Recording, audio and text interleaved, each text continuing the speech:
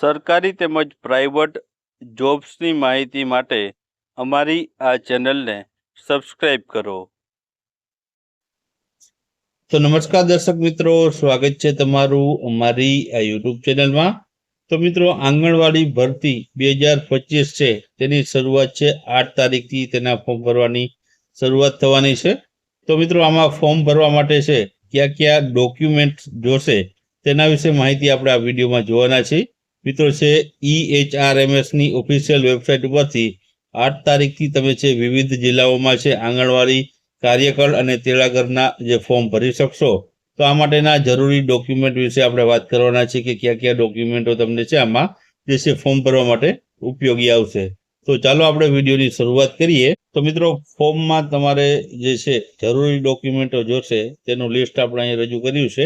લિસ્ટની વાત કરીએ તો સૌપ્રથમ તો તમારે છે તે સ્વ ઘોષણાપત્ર રજૂ કરવાનું રહેશે. એટલે કે તમે જે પણ ડોક્યુમેન્ટ અથવા તો જે પણ જે છે તમારા જે છે ડોક્યુમેન્ટ રજૂ કરો છો તો તે અંગેનું આ ઘોષણાપત્ર હોય છે કે તે ઓરિજિનલ છે તે માટેનું ઘોષણાપત્ર રજૂ કરવાનું રહેશે. ત્યારબાદ જે છે રહેઠાણ અંગેના પુરાવા માટે આધાર કાર્ડ તમારે છે તે રજૂ કરવાનું રહેશે. અથવા તો આધાર કાર્ડ સિવાય તમે છે અન્ય પુરાવા તમે છે જે પુરાવા અહીં આપેલા છે, રેશન કાર્ડ છે, મામલતદારનો ફોટાવાળું ઓળખ card, Aadhaar card, light bill, passport, municipal tax bill, bank passbook, driving licence, ભાડા કરાર, લગ્ન પ્રમાણપત્ર અને સ્કૂલ લિવિંગ સર્ટિફિકેટ આ વગેરે રજૂ કરી શકો છો.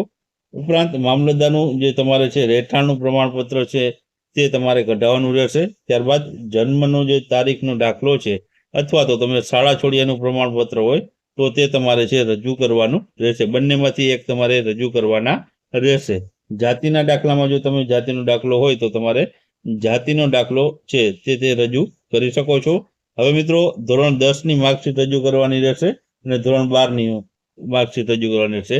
તેડાગર બહેનો માટે 10ની અને જે છે જે કાર્યકર બહેનો છે તેના માટે ધોરણ 12ની માર્કશીટ છે રજૂ કરવાની રહેશે. અને પાસપોર્ટ સાઇઝના ફોટાની જે જરૂરિયાત પડશે તો તે પણ તમારે છે રાખવાના રહેશે. તો આટલા ડોક્યુમેન્ટ તમારે છે જે ભરતીમાં ફોર્મ ભરવા માટે જરૂરી છે. તો અત્યારથી જ આમાંથી કોઈ પણ ડોક્યુમેન્ટ ઘટતું હોય તો અવશ્ય જે છે ડોક્યુમેન્ટ છે અત્યારે જે છે હાજર કરી લો. કેમ કે 8 તારીખથી આના ફોર્મ ભરવાની શરૂઆત થાય છે. બધા જ જિલ્લાઓમાં મિત્રો છે આ ભરતી આવી છે. તો તમારા જિલ્લામાં ભરતી આવી હશે તો તમે છે આટલા ડોક્યુમેન્ટ સાથે હશે તો તમે છે અરજી કરી શકશો. તો આટલા ડોક્યુમેન્ટ છે તમારે છે હાથ વગા રાખવાના રહેશે.